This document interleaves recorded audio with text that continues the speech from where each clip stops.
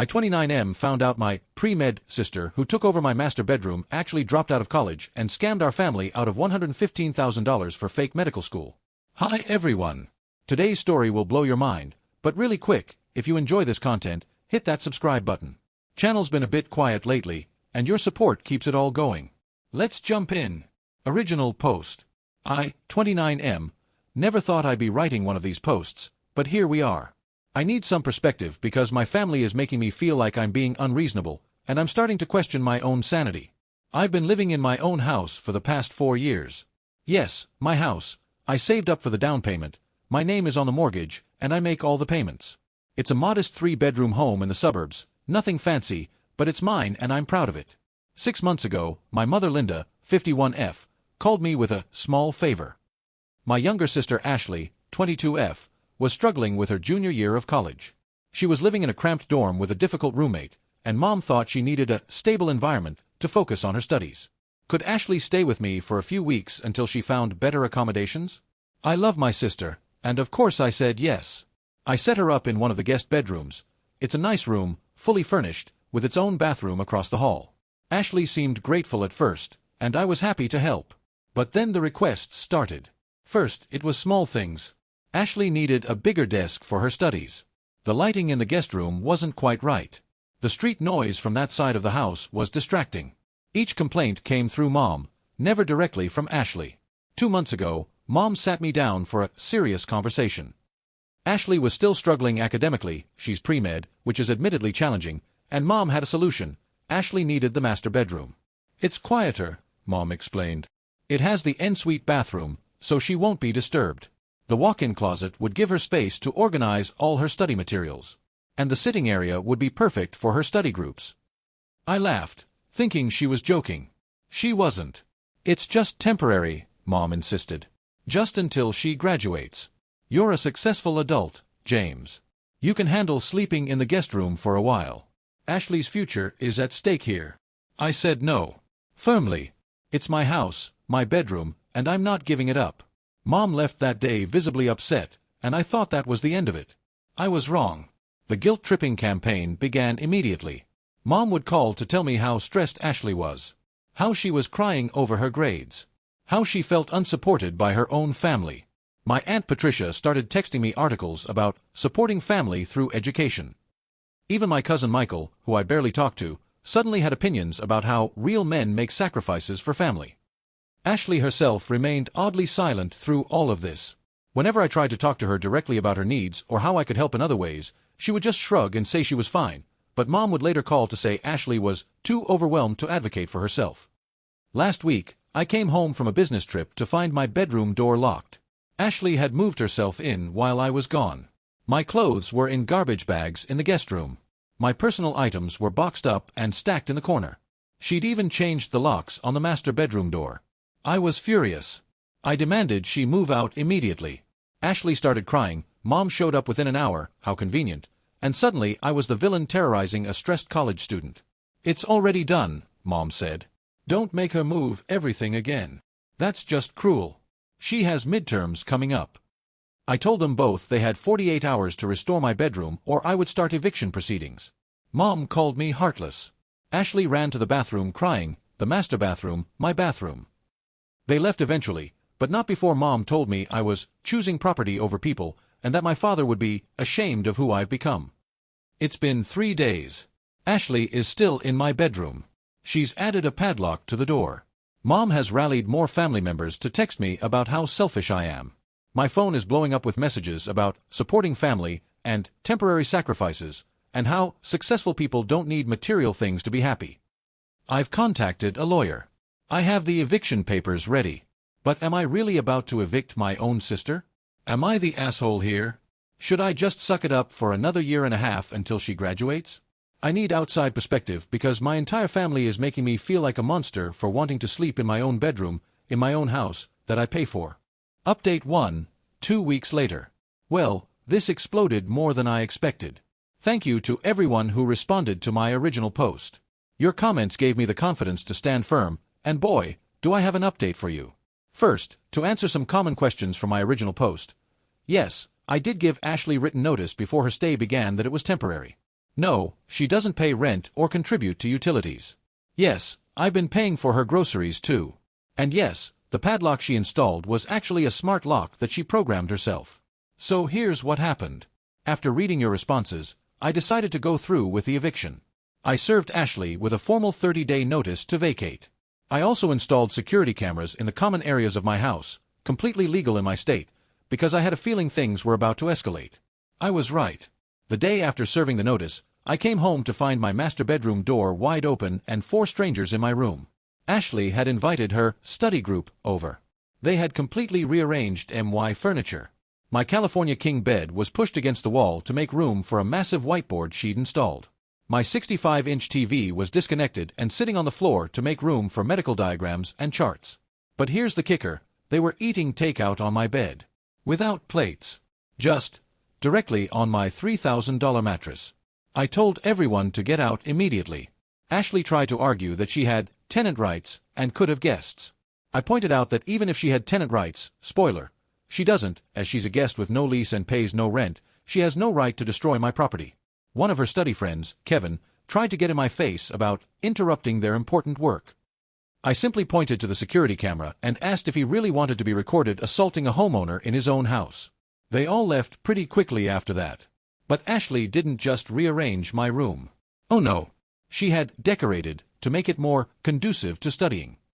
This included removing all my personal photographs and replacing them with motivational quotes, taking down my curtains and installing blackout blinds that she screwed into my window frames, setting up no less than 7 essential oil diffusers for concentration and calm, replacing my bedding with her own, where is my stuff?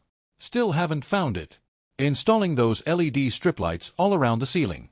And, this is my favorite part, putting child safety locks on my closet and dresser drawers because her study materials were private. I documented everything and sent the photos to my lawyer. The next morning, Mom showed up at 6 a.m. She had a key. Apparently, Ashley had made her a copy. Mom let herself in and started banging on the guest room door, demanding I stop this nonsense. Ashley's study group is supposed to meet here every Tuesday and Thursday, she announced. You've disrupted her entire schedule. Do you know how hard it is to coordinate 5 pre-med students' calendars? I informed her that she was trespassing and needed to leave. She actually laughed at me. You can't trespass in your child's home, she said. That's when I played my ace.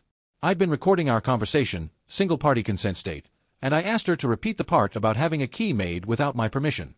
She realized her mistake and tried to backtrack, but it was too late. I told her she had 2 minutes to leave her key and get out, or I'd call the police. She left the key but not before telling me I was dead to her, until I came to my senses. The family bombardment intensified. I started getting calls from relatives I haven't spoken to in years. Apparently, Mom told everyone I was making Ashley homeless during finals week. She conveniently left out the part where Ashley has a dorm room she's still paying for. Oh yeah, did I forget to mention that? Ashley still has her dorm. She's been paying for it this entire time, or rather, Mom has been paying for it. She just doesn't like her roommate and prefers my house. 3 days ago, I came home to find that Ashley had changed the smart lock code on the master bedroom. I couldn't get into my own room. Again. But this time, I was prepared. I had already called a locksmith to meet me at the house. While waiting for the locksmith, I heard voices inside my room. Ashley had her study group over again. I could hear them through the door, talking about their plans for the room. Once we get the Murphy bed installed, we'll have so much more room for activities. Ashley, are you sure your brother won't mind if we use this as our permanent study spot? He's never here anyway. And Mom says possession is 9/10 of the law. Murphy bed. Permanent study spot? The locksmith arrived and I had him remove the entire smart lock system and install a traditional deadbolt. While he was working, Ashley came out and started screaming about me violating her privacy and destroying her safe space. That's when things got interesting. One of her study friends, Jennifer, actually spoke up. Ashley, isn't this your brother's room? Why are you acting like he's the bad guy? Ashley's mask slipped. She went from crying victim to furious in seconds. He has 3 bedrooms, she snapped. He doesn't need the biggest one. He's just being selfish. Mom promised me this room would be mine until I graduate. He's ruining everything. Jennifer looked uncomfortable. Your mom promised you your brother's room? The whole study group suddenly seemed very interested in leaving. As they gathered their things, I overheard one of them whisper, "This is why I study at the library." Too much drama. After they left, Ashley tried a new tactic. Suddenly, she was my sweet little sister again. She apologized for getting carried away. She admitted Mom had been pushing her to take the room. She even offered to pay rent, $50 a month, for the master bedroom, in a house where the mortgage is $2,200. I told her the eviction notice stands. She has 2 weeks left. Yesterday, I got a call from my lawyer. Apparently, Mom had contacted him pretending to be me and trying to cancel the eviction. She used personal information to try to verify her identity. Fortunately, my lawyer is competent and called me directly to confirm.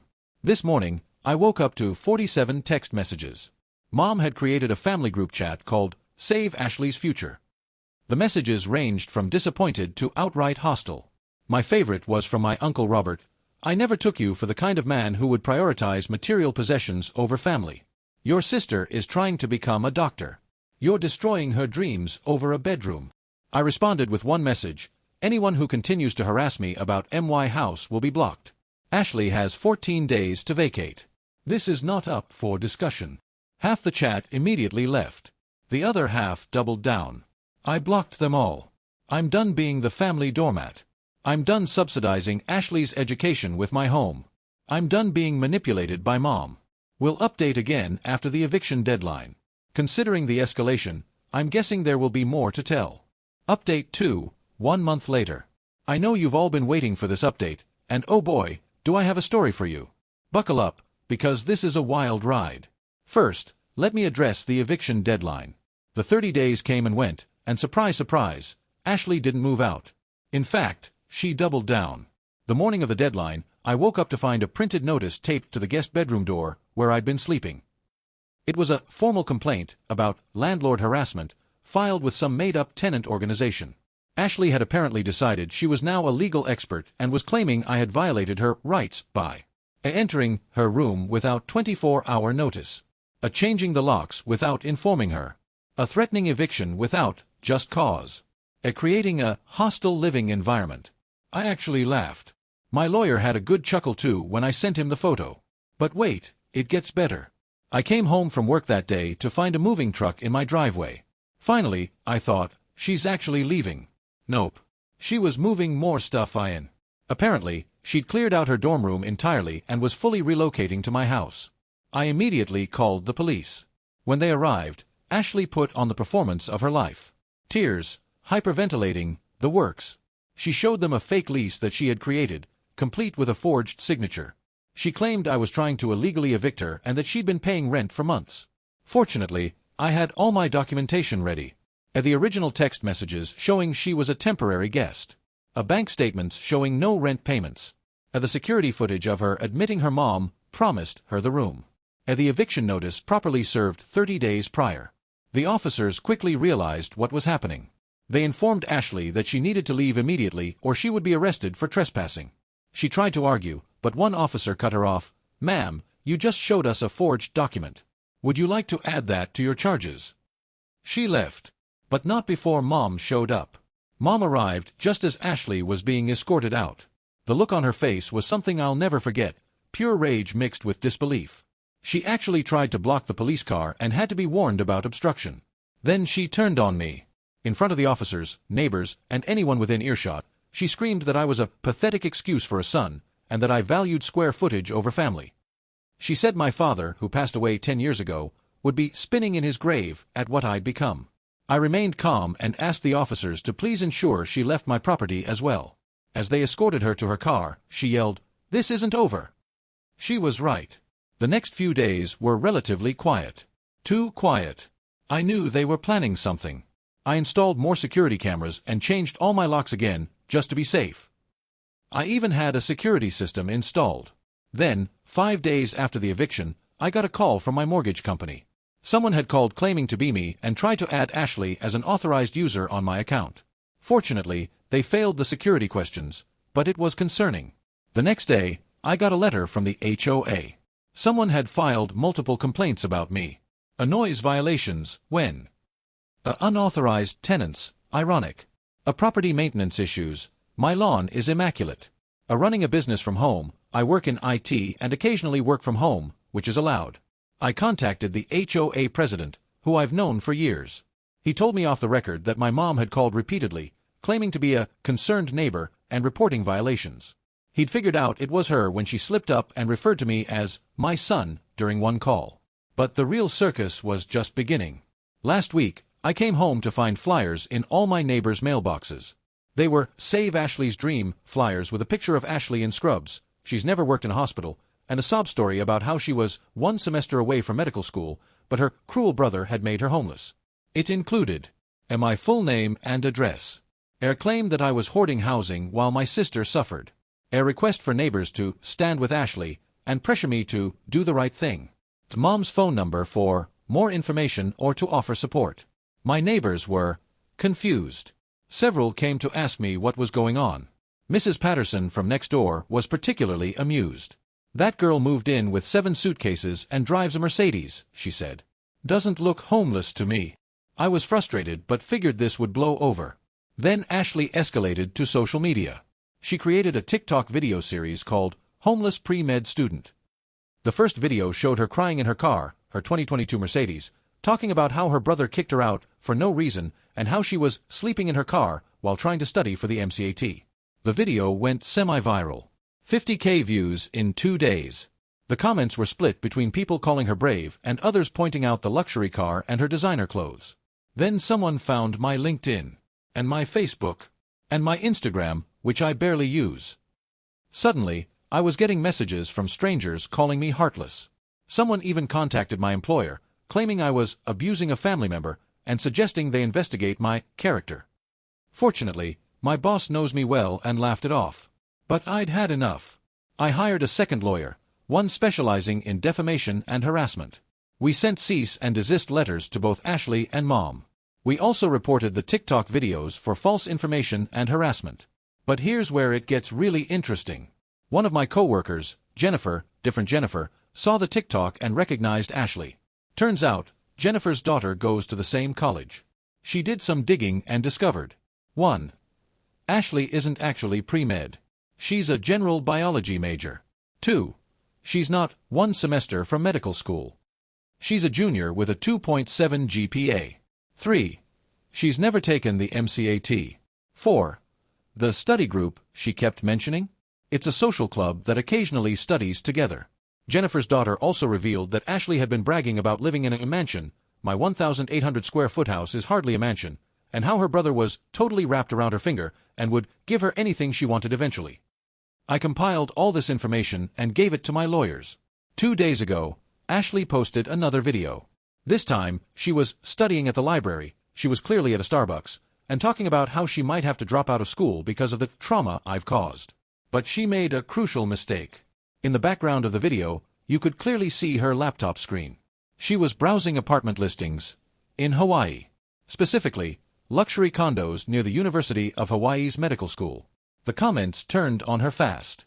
People started pointing out inconsistencies. Someone found her Instagram where she'd been posting pictures of her shopping sprees and restaurant visits throughout this homeless period. The final blow came when someone in the comments turned out to be from her school's administration. They commented, "Ashley, please come see us about your housing situation. We show you as having an active dorm assignment that's been empty all semester." She deleted everything within hours, but the internet is forever. Yesterday morning, I woke up to a long email from Mom. It was a masterpiece of manipulation. Some highlights. "I'm sorry things got out of hand, but you have to understand I was just trying to help your sister. Ashley may have exaggerated some things, but her stress is real. Family is supposed to support each other, not tear each other down. Your father would want you to take care of your sister. I've already put a deposit down on Ashley's apartment in Hawaii for her medical school rotations. The least you could do is help with the rent since you wouldn't let her save money by living with you." Hawaii. Medical school rotations. She's a junior undergrad with a 2.7 GPA who's never taken the MCAT, and Mom has already put a deposit on an apartment in Hawaii for medical school rotations. I forwarded the email to my lawyer and didn't respond. This morning, I got a text from Ashley. The first direct communication from her since this all started. "Can we talk?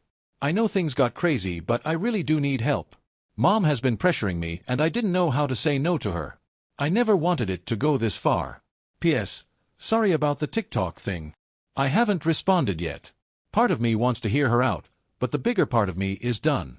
Oh, and the best part. Mom has been telling the family that the reason I won't let Ashley have the room is because I'm probably doing something illegal in there and don't want witnesses.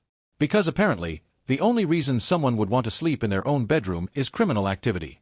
I'm considering going full no contact with both of them.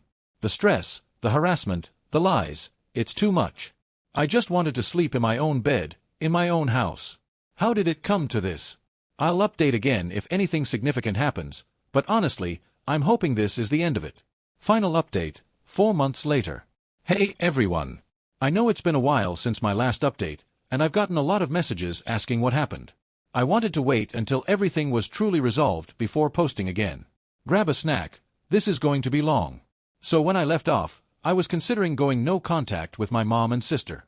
Well, I did it. I blocked them both on everything and tried to move on with my life. For about a week, it was peaceful. I should have known it wouldn't last. Mom started using other relatives' phones to call me. When I wouldn't answer, she'd leave voicemails crying about how I was tearing the family apart. Ashley, meanwhile, had started a new social media campaign, this time portraying herself as a victim of family estrangement and sibling abuse. Then I got a certified letter. Mom was threatening to sue me for intentional infliction of emotional distress, a breach of verbal contract. Apparently she claims I promised to house Ashley through college, a defamation for making her look bad to the family, an unjust enrichment because I had been enriched by Ashley's presence in my home. My lawyer literally laughed when he read it. He called it the most frivolous thing he'd seen all year, and said any judge would throw it out immediately. Still, we had to respond, which meant more legal fees for me. But here's where things took an unexpected turn. Remember Jennifer's daughter who goes to Ashley's school? Well, she reached out to me directly. Turns out, Ashley had been telling people at school that she was living in Hawaii attending medical school. She'd been posting pictures from her medical school life, except they were all stolen from actual med students' social media accounts. Jennifer's daughter and her friends decided to do some investigating. What they found was illuminating. 1. Ashley had dropped out of school entirely at the end of last semester. 2. She'd been using her tuition money, that Mom was paying, for shopping and trips. 3. The pre-med story had been going on for years, getting more elaborate over time. 4. She'd told different friend groups different stories about why she wasn't in school, from taking a gap year to work in a hospital to doing research at Johns Hopkins. The girl sent me screenshots of everything, including Ashley's elaborate lies about being accepted to Harvard Medical School but choosing to go to Hawaii because the ocean air helps her think. I sat on this information for a few days, unsure what to do with it. Then I got another surprise. My Aunt Patricia, the same one who had been sending me articles about supporting family, called me. She'd been trying to remain neutral, but something had happened that changed her mind. Mom had approached Patricia asking for a $50,000 loan. For what? To pay for Ashley's medical school tuition. Patricia, being smarter than Mom gave her credit for, asked to see acceptance letters, transcripts, anything official. Mom got defensive and said Patricia should trust family. Patricia did her own digging and discovered everything I already knew. She was furious. Not just about the lies, but about the fact that Mom had been hitting up multiple family members for money, all for Ashley's fake medical school journey. It turns out Mom had borrowed $30,000 from my Uncle Robert, $15,000 from my grandmother, $20,000 from my Aunt Carol, various smaller amounts from cousins and family friends, all for Ashley's medical education. Patricia called a family meeting. She didn't invite me, Mom, or Ashley, just the people who had been giving money. The truth came out, and the family was livid. My Uncle Robert was particularly angry because he'd taken out a loan against his 401k to help support Ashley's dream. My grandmother had given money she'd been saving for her own medical expenses. The family confronted Mom and Ashley together. I wasn't there, but Patricia filled me in later. Apparently, Ashley tried to maintain the lie even when confronted with evidence. She claimed the screenshots were edited and that people were jealous of her success. Mom, when backed into a corner, finally admitted she knew Ashley wasn't in medical school but insisted she was supporting her daughter through a difficult time and that the money was being used for Ashley's future. When pressed about where the money actually went, Hawaii vacation, shopping, a new car for Ashley, she traded in the Mercedes for a Tesla, spa treatments, and, this is my favorite part, a failed YouTube channel where Ashley was trying to become a lifestyle influencer. The family demanded repayment. Mom said she couldn't pay it back because she'd spent her savings on Ashley.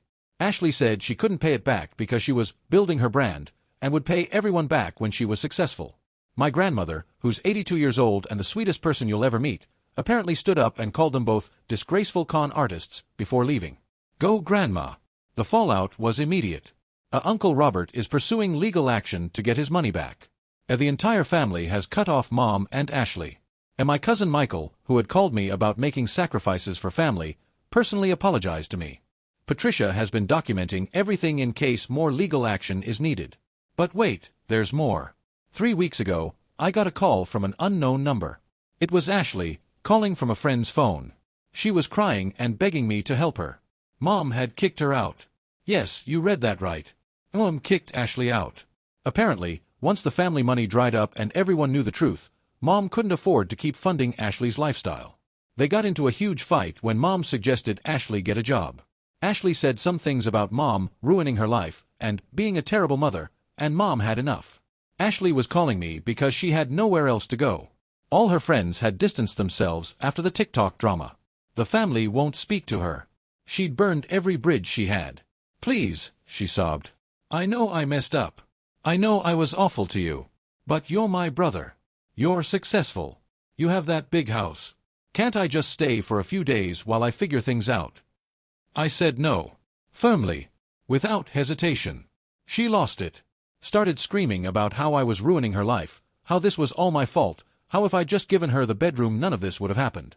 Then she made a mistake. Mom was right about you. You're probably dealing drugs or something in that house. Why else would you be so protective of that room? I'm going to call the police and tell them to search your house.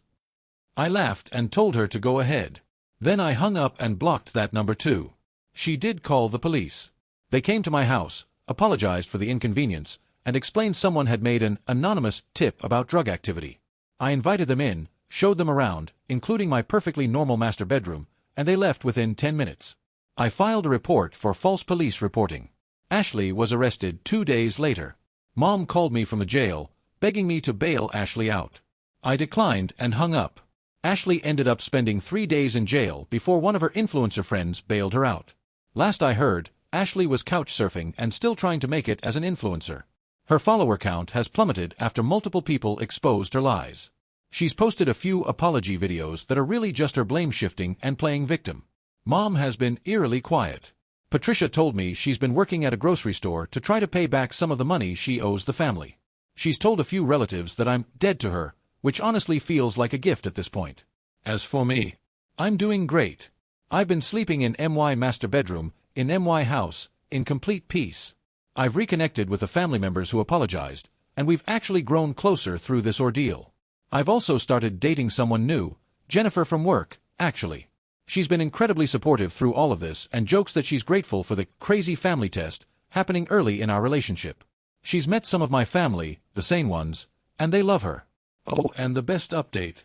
Remember that family group chat, Save Ashley's Future? Uncle Robert renamed it to Family Fraud Alert and uses it to share updates on his legal proceedings against Mom and Ashley. It's become oddly therapeutic for everyone affected. I've learned a lot from this experience. 1. Setting boundaries isn't selfish, it's necessary. 2. Family doesn't mean you have to accept abuse. 3. The truth always comes out eventually. 4. Document everything. 5. Get security cameras before you need them. 6. A good lawyer is worth their weight in gold. 7. Sometimes the best thing you can do for someone is let them face the consequences of their actions. I know some of you might think I was too harsh, especially with that final phone call from Ashley. But I've spent years being the family ATM and doormat. I was done. The master bedroom saga is officially over. I won. Not because I kept my bedroom, though that's nice, but because I finally stood up for myself and broke the cycle of manipulation. To anyone dealing with similar family dynamics, you're not crazy. You're not selfish. You deserve respect in your own home and life. Don't let anyone, family or otherwise, convince you otherwise. Thanks for following this journey with me. I'm going to go enjoy a peaceful night's sleep in MY bed, in MY room, in MY house. Life is good. P.S. Mom, Ashley, if you're reading this, and I know you probably are, the answer is still no. To everything. Forever.